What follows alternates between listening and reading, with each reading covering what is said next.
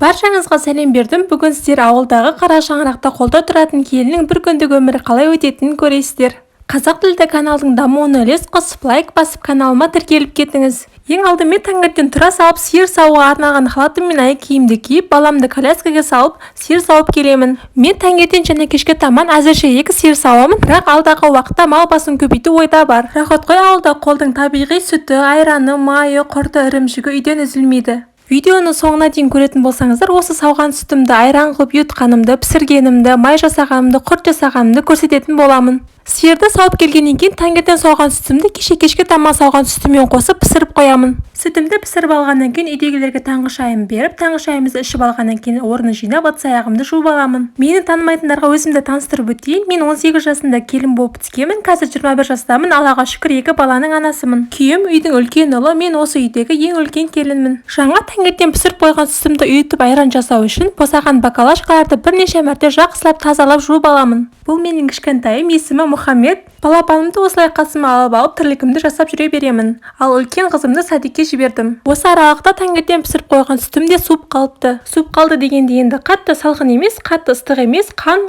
жылы болуы қажет. Сүттің бетіндегі қаймақтарын осылай бөлек алып аламын. Ал жиналып қалған қаймақтарды көпіп пісіп, сары май жасап қоямын. Барлық бакалашкаларға бір шай қасықтан ұйытқы салып шығамын. Сосын бакалашка толғанша сүт құйып, қақпақтарын жауып шығамын. Сүт айран болып үйу үшін жылы жерге қойып, бетін жақсылап матамен орап, бірнеше сағатқа қалдырамын. Одан кейін үйіп дайын болған айрандарды тоңазытқышқа салып салқындатамын. Салқындаған айрандарды дүкендерге өткіземін. Сіздердің қалаларыңызда айран мен сүттің бағасы қанша теңге болып жатыр, комментарияға жазып кетіңіздер. Мен 2 литр сүтке айран қоспай өзін алып қаламын. Ашығаннан кейін ірітіп, сүзбе жасап қоямын. Сүзбе жасау оңай. Ашыған сүтті кастрөлге құйып ысытсаңыздар, осылай сары суы бөлініп шығады. Ал бөлініп шыққан ақ сүзбені бөлек сүзіп аламын. Одан үйдегілерге сүзбелі бәліш, яғни творожный пирог жасап беремін. Одан кейін үйде нан таусылып қалған болса, нан ашытамын. Мен осылай нанды қалған құтқан ашыған айрандардан жасаймын. Ағарғанды тастауға обалсынып, осылай нан ашытқанда қосып жіберемін. Мен нанға ашытқыны көп салғанды ұнатпаймын. Қолым жеңіл болғандықтан ба ашытқан наным тез көтеріліп шығады. Нан ашып көтеріліп шығу үшін матамен жақсылап орап, жылы жерге қойып қоямын. Оған дейін үйімді жинап, даламды сыпырып аламын.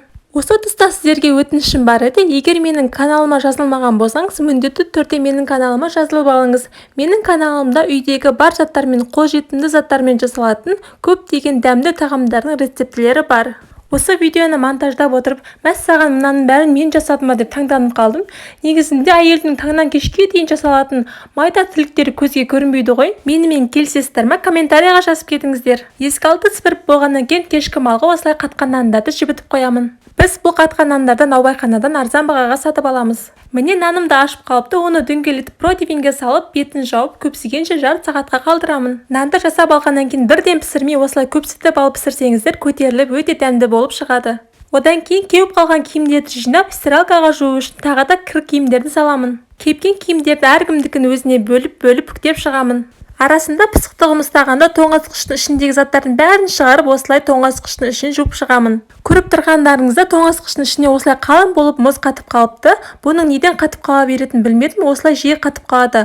Ол мұзды ерту үшін тоңазытқышты суырып, осылай бетін ашып қалдырамын. Мұзы ерігеннен кейін судың бәрін сүртіп аламын да заттарды қайтадан орнына салып шығамын. Қолыма пиджак киімді киіп аламын да газдың бетін азелетпен жуып шығамын. Тоңазытқыш, газдың үсті, шайнектің сырты кір болып тұрғаны маған ұнамайды. Газдың үсті таза болмаса тамақ істей алмаймын. Мен сияқты келіншектер бар ма? Бар болса комментарияға жазып кетіңіздерші. Сіздердің пікірлеріңіз мен үшін өте маңызды, және менің кем-кетіктерімді де жаза кетіңіздер. Оны түзетуге тырысамын. Кухон дейтін сыртын осылай күнде сүртіп тұрмасам кір болып кете береді. Арасында осылай шайға деп кекіс пісіріп үлгеріп жүрмін. Мәссаған пысық хатун екенмін ғой деп өзімді мақтап қоймасын да. Өзімді мақтамасына кім мақтайды айтыңыздаршы. Балам жолап аяғыма жабыса бергеннен кейін бесікке байлап ұйықтатып тастадым. Сіздер балаларыңызды бесікке жатқызасыздар ма? Инста дәрігерлер бесіктің пайдасына зияны көп деп айтып жатады ғой.